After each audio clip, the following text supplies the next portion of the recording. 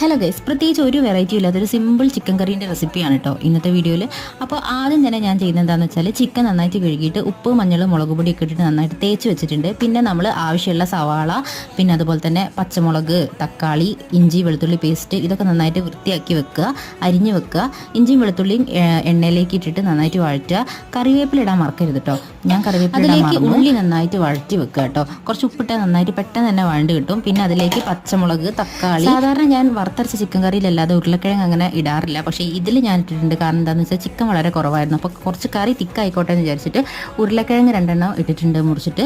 പിന്നെ അതൊക്കെ ഇട്ടിട്ട് നന്നായിട്ട് മസാലകളൊക്കെ ഇട്ടിട്ട് നന്നായിട്ട് ഇളക്കി. അതിനുശേഷം നമ്മുടെ ചിക്കൻ തേച്ച് വെച്ച ചിക്കനും കൂടെ ഇട്ടിട്ട് കുറച്ച് ചൂടുവെള്ളത്തിൽ നന്നായിട്ട് വേവിക്കാൻ. നന്നായിട്ട് വെന്ത് വരുമ്പോൾ കുരുമുളക്, മല്ലിച്ചപ്പ്, പുതിന ഇങ്ങനത്തെ സാധനങ്ങളൊക്കെ ഇട്ടിട്ട് കുറച്ച് വെളിച്ചെണ്ണ ഒഴിച്ചിട്ട് അടച്ചു വെക്കുകയാണെന്നുണ്ടെങ്കിൽ കറി അടിപൊളി ടേസ്റ്റ് ആയിരിക്കും കേട്ടോ. പക്ഷേ ഞാൻ ഈ പറഞ്ഞ സാധനങ്ങളൊന്നും അതിലിട്ടിട്ടില്ല. അതുകൊണ്ടാണ് ഞാനിപ്പോൾ ഒരു സിമ്പിൾ ചിക്കൻ കറിയാണെന്ന് ആദ്യം പറഞ്ഞിട്ടുണ്ടായിരുന്നത്. അപ്പോൾ അത്രേ ഉള്ളൂ. ബൈ.